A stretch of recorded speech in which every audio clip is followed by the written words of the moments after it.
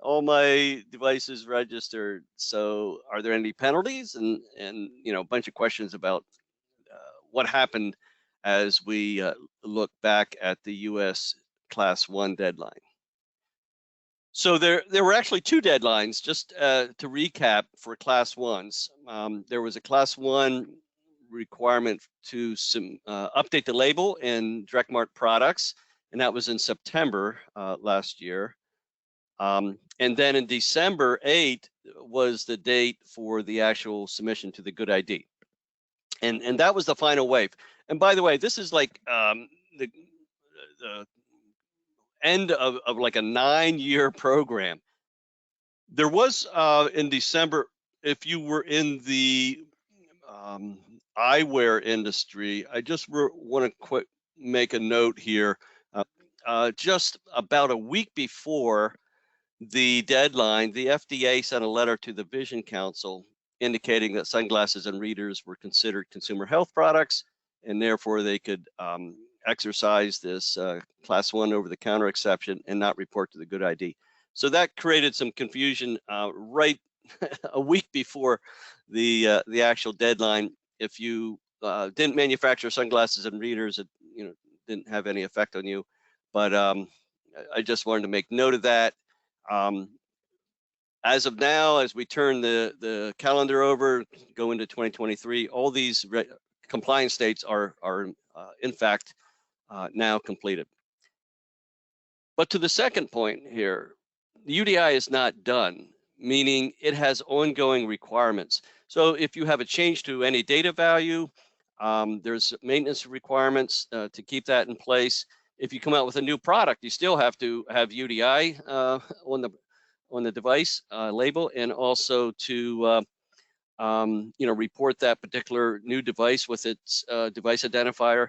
And there's record storage requirements. So even if you discontinue a product, you need to report that and then store data for 3 years or so.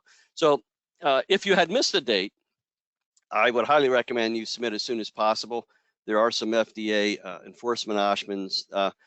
I heard FDA official back in November indicating that now that they've kind of worked their way through all the waves of submission, that they will now concentrate on enforcement and quality.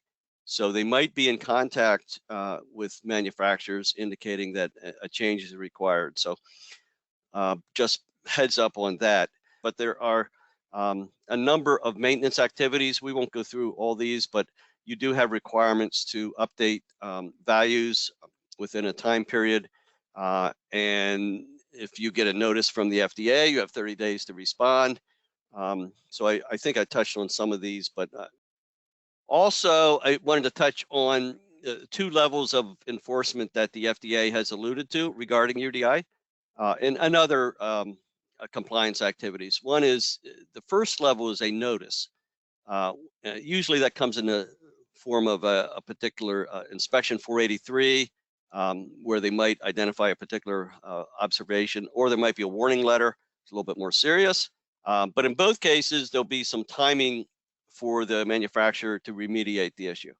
And if the intent is, the FDA is going to alert you to this and notify you that of a particular issue, and then you would, within the time frame, respond and make the correction. But if you don't, the FDA can elevate it to an enforcement. So there's various options there, going all the way from a recall to civil and criminal penalties. And we have seen similar type of approaches in other health authorities. There's different mechanisms and government enforcement options, but all of these health authorities do have some strength behind their notice and be able to enforce the regulations.